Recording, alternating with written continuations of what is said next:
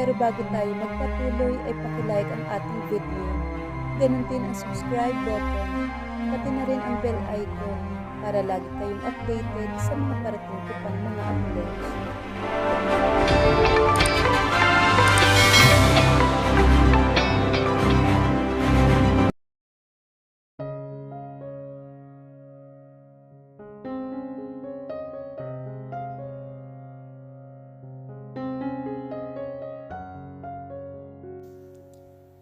Nagsipagtilian ang mga taong tumutulong na ayusan si Angela nang bigla na lamang siyang pumasok sa pribadong silid na inuukupa ng dalaga sa hotel na sinabi sa kanya ni Anthony. Hindi pa man natatapos ang pag-a-apply ng makeup sa mukha ng dalaga ay tinabig na niya ang kamay ng professional makeup artist na may hawak na brush. "Ano ba yan? Nagko-contour pa ako eh." Tili naman ng pusong babaeng makeup artist. "Mukha mo ang iko-contour ko kapag hindi ka nanahimik dyan." Sikmat niya rito na kaagad namang itinikom ang bibig. Napatingin siya sa mukha ni Angela. May mga brown na linya sa kanyang noo, cheekbones at sa iba pang bahagi ng kanyang mukha. Ngunit gayon pa man ay siya ay tumingin na makapigil hininga para sa kanya. Nakasuot siya ng beige silk roba at ang kanyang buhok ay hinila pabalik sa isang loose bun. "Anong ginagawa mo rito?" Nanlalaki ang mga mata ng dalaga. "Don't you dare try to ruin my..." Mabilis niyang kinabig at binigyan ng mariing halik sa bibig nito. Napasinghap ang mga tao sa loob ng silid. Nagulat si Angela sa ginawa niya at hindi nakagalaw. Habang siya ay gulat na gulat pa, sinamantala niya ang pagkakataon at dinala siya sa kaliwang balikat. Mahigpit ang pagkakahawak ng mga kamay nito sa kanyang mga hita. "Ibaba mo ako!"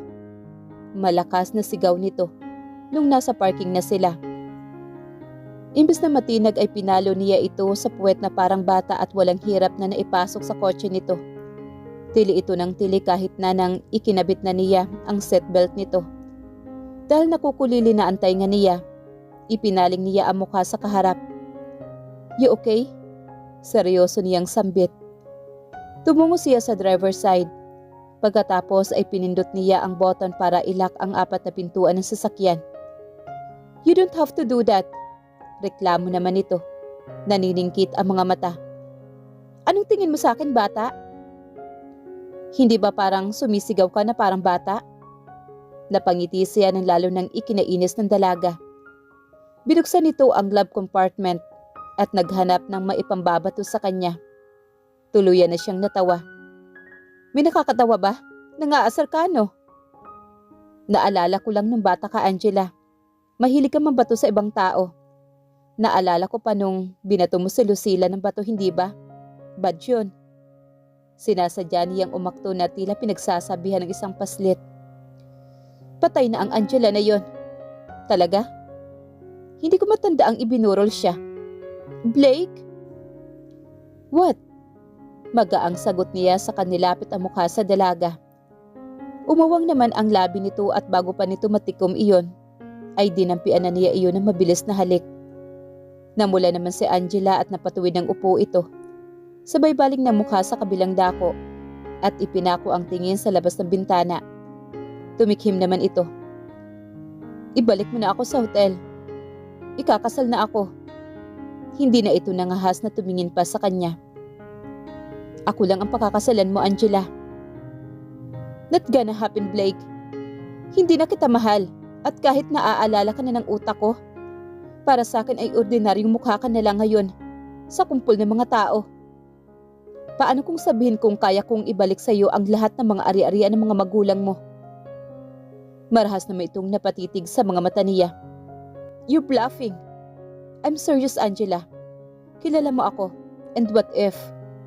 Ibiniti niya ang litanya. Hinihintay ang pagsalubong ng mga kilay ng dalaga na siya ngang nangyari. Sa loob-loob niya, tuloy ay napapangiti siya. "What?"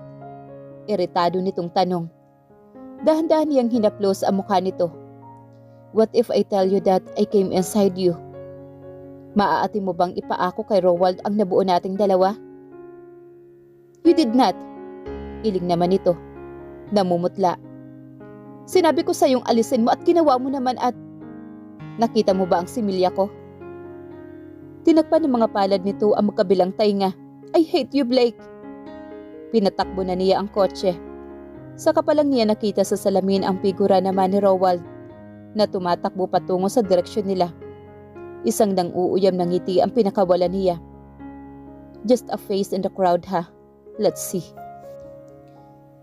Nanlalambot ang mga tuhod ni Angela habang nakatayo siya katabi ni Blake sa harapan ng punto ng mga magulang niya. Hindi niya alam kung bakit siya dinala ng binata roon. Napatingala siya rito at namalas niya ang seryosong ekspresyon sa gwapo nitong mukha. Titig na titig ito sa mga lapida na tila ba totoong naroroon ang mga magulang niya. Dahan-dahan niyang hinila ang ibabang laylay ng t-shirt nito. Bakit mo ba ako dinala rito? Kung gusto mo palang bisitahin ang punto ng mga magulang ko, sana nagsabi ka na kaagad at hindi iyong gagawa ka lang ng eksena. Isa pa, hindi mo naman ako kailangang isama pa kung gusto mo magpunta rito. Gusto kong makausap ang mami at daddy mo. Ano ba ang gusto mong sabihin sa kanila? Pwede namang bumalik ka na lang rito sa ibang araw. Kasal ko kasi ngayon at naghihintay si Rowald. Natamimis yan ng walang ano-ano'y lumuhod naman si Blake. Tita, tito, nandito ako para sabihing aalagaan ko po ang anak nyo. Hinding-hindi ko na po siya sasaktan. Alam kong marami akong sinayang na mga taon. Alam kong maraming beses kong pinaiyak si Angela. Pero sana mapatawad niyo pa po ako. Bumuntong hininga ito. Sa harapan niyo po ngayon, ay gusto kong formal na hingin ang kamay ng anak niyo. Pakakasalan ko po siya, kagaya ng napagkasunduan. Blake, ano ka ba? Bulalas naman niya. Tumayo ka nga riyan. Hindi natinag ang binata. Nakaluhod pa rin ito. Bumaling ito sa kanya. Pakasalan mo ako, Angela. No! Padabog siyang tumalikod at naglakad pabalik sa kotse. Angela! Lumingon siya kay Blake at pinaningkitan ito. Rowald and I are getting married. Naririnig mo ba ako? Ngayong araw na ito, ikakasal na ako. Ibalik mo na ako sa hotel. Huwag kang matigas ang ulo, please. Anong pinagsasabi mo riyan? Matigas ang ulo ko? Ako? At ano ang tawag mo sa sarili mo? Pagdating sa kinapaparadahan ng kotse ay hinila niya agad ang handle pero nakalak iyon. Open the door! Hiyaw naman niya rito. Bago ko buksan ang pintuan, sagutin mo muna ako at sagutin mo ako ng tapat. Ganun ka na ba kasabik na pakasalan si Rowald dahil mahal mo siya? O dahil sa kanya ay panatag ka na? Pag-ibig nga ba, Angela? O seguridad lang ang para sa'yo? Ibinuka niya ang bibig pero wala siyang maapuhap na sasabihin. Madali lang namang sabihing pakakasalan niya si Rowald dahil mahal niya ito. Pero bakit hindi niya makapa ang damdaming iyon sa kanyang dibdib? Mariin siyang napailing. Napapalatak naman si Blake. Handa akong ibigay ang katahimikan ng loob mo, Angela. Handa akong isuko ang damdamin ko para sa'yo kung totoong mahal mo si Rowald. Sabihin mo lang sa akin na mahal mo siya. Na hindi mo ako naiisip. Na gusto mo na akong mawala ng tuluyan sa buhay mo. Mahal niya ba si Rowald?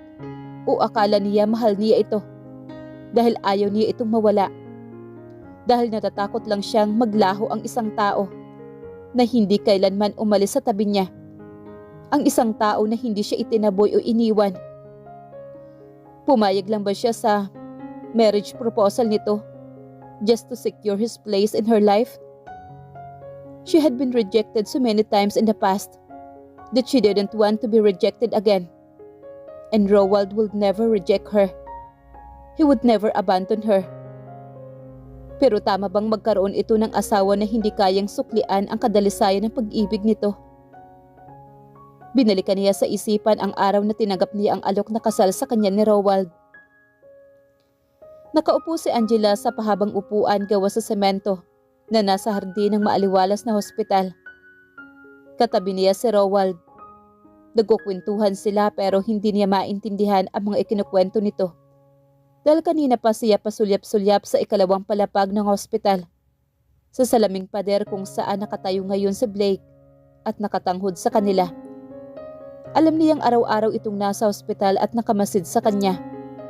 Pinakiramdaman niya ang tunog ng kanyang puso. Mabilis at pabago-bago ang kanyang heartbeat. Nangangamba siya na baka marinig ni Rowald ang tibok ng puso niya dahil ang stupid heart niya ay hindi para sa lalaking katabi niya, kundi para sa walang kwentang lalaking hindi malang siya pinahalagahan. Kinastigo niya ang sarili at marahang pumikit. Lord, if you want me to move on, please, give me a sign. Tahimik niyang talangin. Nang idilat niya ang mga mata ay may nag-abot sa kanya ng pulang lobo. 3 pulang lobo mula sa iba't ibang tao. Pagkatapos ay bigla na lamang lumuhod si Rowald. Angela, pakakasalan mo ba ako? Naninikip talaga ang lalamunan niya. Gusto niyang tumanggi dahil hindi naman sila magkarelasyon sa simula pa lang. Pero ito na ba ang sign na hinihingi niya? Nang naghihintay lang siya ng sign, si Rowald ang nag-propose sa kanya. Napapugas siya ng hangin at tipid ang ngumiti. Yes. Pero bago pa man maisuot ni Rowald sa kamay niya ang singsing, ay naagaw na iyon na humahangos pang si Blake at inihagi sa malayo. Dinala siya nito sa isang tagong sulok ng hospital. They argue and spat so many words. At mariin siyang hinalikan nito. Isang halik na tila ba doon nakasalalay ang buhay nila. Habang hinahalikan siya ni Blake ay panay naman ang agos ng luha nito. At nais niya ring umiyak dahil tila ba siya ay nakabalik sa kanyang totoong tahanan sa pamamagitan ng mga bisig nito. Magkasama silang lumaki, magkalaro at parehong nag-aaral sa iisang eskwelahan. Ngunit kahit kailan ay hindi naging kanya ito. Blake, nanigas siya nang itaas nito ang skirt niya. Don't you dare, Blake. Huwag mo akong bastusin dito. Ang totoo ay natatakot siya dahil kung nasa ibang lugar sila ay baka bumigay na siya at kinamumuhian niya ang kanyang sarili sa pagiging mahina niya pagdating dito. Nahimasmasa naman kaagad ito. Blake, matigas niyang sambit sa pangalan nito. Nag-angat ito ng mukha at isang malakas na sampal ang sumalubong rito. Huwag mong sisirain ang kasal ko. Binabalaan kita. Pagkasabi niyon ay umalis na siya. Hindi pa siya nakakalayo ay nakasalubong na niya si Rowald. Matiim itong nakatingin sa mukha niya. Rowald, nakita ko kayo, Angela. Bumagsak ang mga balikat niya at matamlay na hinawakan sa kamay ang binata. I think we need to talk, Rowald. Bumalik sila sa loob ng kanyang pribadong silid sa hospital. Nakaupo siya sa hospital bed at ito naman ay sa bedside stool. Napabuntong hininga siya. Hindi dapat ako nag-oo sa'yo. I'm sorry. Bakit? Nagkamali ka lang ba? You saw us, Rowald. He kissed me. And I didn't fight hard enough to resist it. Ayokong gawin kang pantapal sa butas dito sa puso ko. I don't mind, Angela. Gamitin mo ako sa lahat ng gusto mo. Pero Rowald, naghihina ang mga tuhod niya at nahihiya siya rito. You owe me so much, Angela. Pwede ba akong maningil ngayon? I know it does not sound right, but I want to know how it feels to be selfish. Kahit ngayon lang, pabayaan mong singilin kita sa lahat ng mga ginawa ko para sa'yo. Awang-awa si Angela kay Rowald. Handa siyang ibigay kung ano ang gusto nitong kabayaran sa lahat ng mga tulong na ibinigay nito sa kanya. Nakahanda siya. Tipid siyang ngumiti at tumango rito. Sabihin mo, Rowald, at ipagkakaloob ko. Don't break the engagement.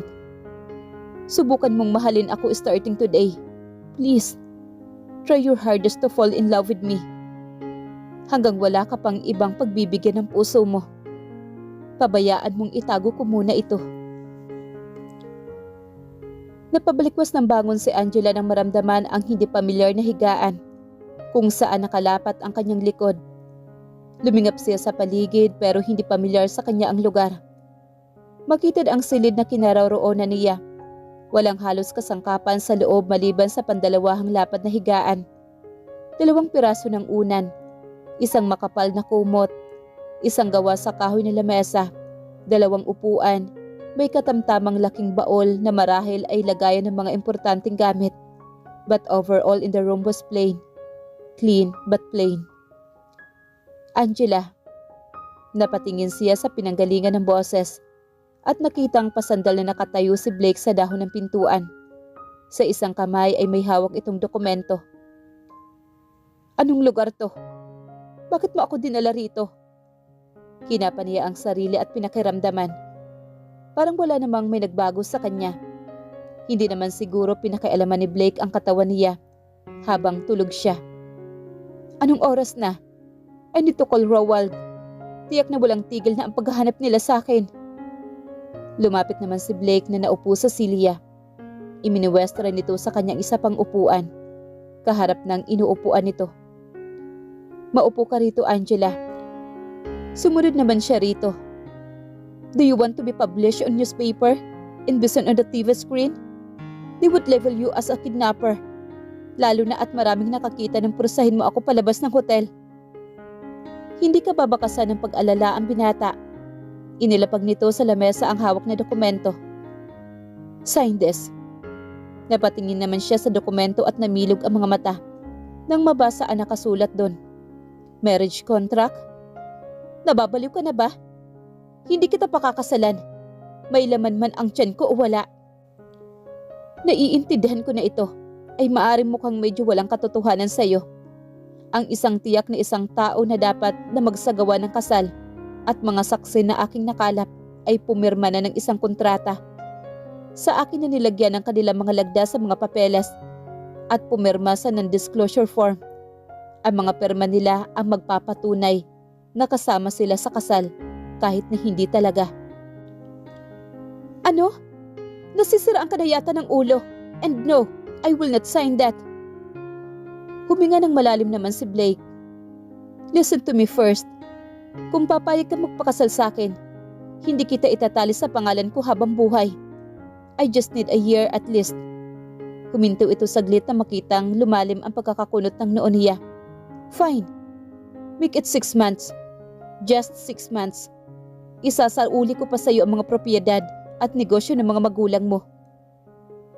Bakit hindi mo na lang sa akin isauli ang lahat-lahat nang hindi pinipilit ang walang kabuluhang kasal na to? Dahil ang kondisyon ni Lucila para ibenta sa akin ang mga propiedad ay ang magpakasal muna tayo. She will only sign the paper of the transfer of properties if she sees the contract, the marriage contract. Napabuga naman siya ng hangin. Naguguluhan siya. Bakit? Mahal ka ni Lucila. Bakit hindi na lang kayo ang magpakasal? Dahil mahal kita, Angela. Natameme naman siya. Pero hindi siya nagpatinag. Tapos na ang kagagahan niya kay Blake. Don't tell me that she doing this because she is pure and selfless. Pero ganoon nga talaga siya. Nagsususpecha siya kay Blake. Pakiramdam niya ay may hindi ito sinasabi sa kanya. Anong mapapala mo sa 6 na buwan? I get to spend 6 months with you. You as my legal wife. Alam mo namang mahal kita, Angela. Hinawakan nito ang kamay niya at pinisil. Hindi naman masyadong mahaba ang 6 na buwan, hindi ba? Please, pakasalan mo ako. Sigurado akong matutuwa ang mga magulang mo na makitang natupad talaga natin ang napagkasunduan. Kung ako ang tatanungin mo, I don't want it to end. Pero alam kong ayaw mo akong makasama habang buhay. Pero naiintindihan kita, Angela. Kasalanan ko. Kaya handa akong tanggapin ang kung ano na lang ang kaya mong ibigay. Tumayo siya at akmang lalabas ng silid. Hindi ka pwedeng lumabas. Nasa akin ang susi. Inis niyang naipadyak ang mga paa. Wala na ba talaga akong karapatan na hindi pumayag sa gusto mo? Dahil ang totoo, Blake, I don't want to be your wife. Maigting niyang bulalas. Tumiimbagang naman ang binata at humugot ng malalim na paghinga. Of course, you have the right to refuse my proposal. But to tell you honestly, the only way para makalabas ka sa kwartong ito, kapag suot mo na ang singsing at napirmahan mo na ang papeles na ito. Mariin siyang napakagat sa ibabang labi niya, sa labis na pagngingit-ngit. Gusto niyang sumigaw pero ano ang maitutulong niyon? Mapapagod lang siya. Pag-isipan mong mabuti, Angela. Makakalabas din ako sa silid na to. You can try. Iniwan niya sa lamesa ang marriage contract at saka tumayo na lumapit siya sa pintuan at isinuksok ang susi para buksan iyon. I think you should know that you are in a lighthouse. Huwag ka mag-alala, amin naman to at hindi na ginagamit. Pinalinis ko na rin sa caretaker bago pa tayo dumating dito. Baka lang kasi may isipan mong tumakas. Hindi ka makakatalon dahil babatong karagatan ang babagsakan mo. So, just make it easier for you and say yes. 6 months, Angela. Just 6 months as my wife. What do you need from me? I will tell you again, Attorney Landicho. We are not friends. Kaya tantanan mo na ako. Ibababa na dapat ni Blake ang cellphone nang marinig ang malutong na pagtawa ng abogado sa kabilang linya. Yes, we are not friends.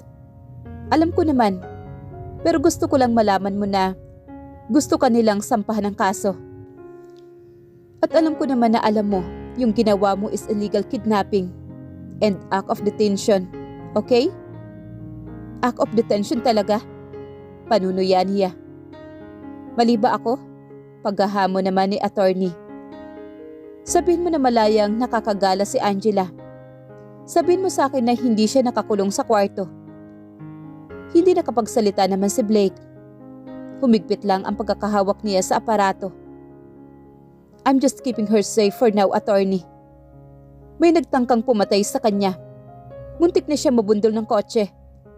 At hindi lang aksidente iyon. Sinadya iyon. May gustong pumatay sa kanya. I check on the license plate. Pinarerentahan ang sasakyang iyon. Pinacheck ko na ang kopya ng ID na iniwan sa car rental shop. Pinaiimbestigahan ko iyon.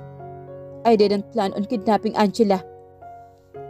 Pero habang pabalik sa bahay niya, natanggap ko ang resulta ng pinaiimbestigahan ko. The ID is fake. The details were falsified. Bubuntong hininga siya.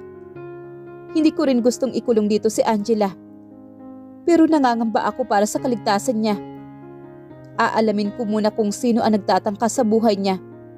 When I finally sure that she will be safe, I will let her go. Katahimikan. Hindi agad nakapagsalita ang abogado. I know your story will be interesting. Hindi nga ako nagkamali. Napabuntong hininga naman si Anthony. Nakahanda akong harapin ang kabayaran sa mga aktwasyon kong ito. Handa akong makulong o mamatay. I can let her marry the man who did not even show the slightest concern when I told him about the car accident. If you can't keep Angela safe, then I will. So anong sinasabi mo kay Angela? Hindi ko pwedeng sabihin sa kanya na may nagtatangka sa buhay niya. Ayokong mag-alala siya at kilala ko siya. At hindi ito makakatulog ng maayos kapag nalaman niya ang totoo. So anong sabi mo? Sabi ko, itatago ko siya rito hanggang sa pumayag siyang pakasalan ako. The timing is quite right. Hindi siya maghihinalang may ibang dahilan ang pagdadala mo sa kanya riyan. Isa pa, gusto ko rin siyang maging tunay na legal na asawa. Sa ganoong paraan ay maibabalik ko sa kanya ang lahat ng mga properties nila. Ang totoo ay plano ko talagang pilitin siyang pakasalan. Kaya naihanda ko na ang lahat. But pagkatapos kong malaman ang tungkol sa fake ID, her safety now is my top priority. Pahala nang hindi niya ako pakasalan. Basta masigurado ko lang na hindi siya mapapahamak. Pagtamaan ng 3 ibon gamit ang isang bato. Marrying the love of your life, returning the properties, and keeping her safe, not bad. Hindi ko alam kung bakit ko sinasabi sa iyo ang lahat ng to. Pakiramdam ko ay mapagkakatiwalaan kita, attorney. Kahit ba hindi tayo magkaibigan? Natatawang tanong naman ni Anthony. Siguro nga, hindi tayo magkaibigan. Nagbuga naman siya ng hangin. Kung ang kahantungan nito ay makulong ako, or nasa mamatay man ako, sigurado akong pupuntahan kita. Mukhang kailangan ko ng kaibigan na kagaya mo. Tumawa naman si Anthony. I think so. You keep safe, Blake. Kapag tapos na ang mission mo, halika at hanapin mo ako.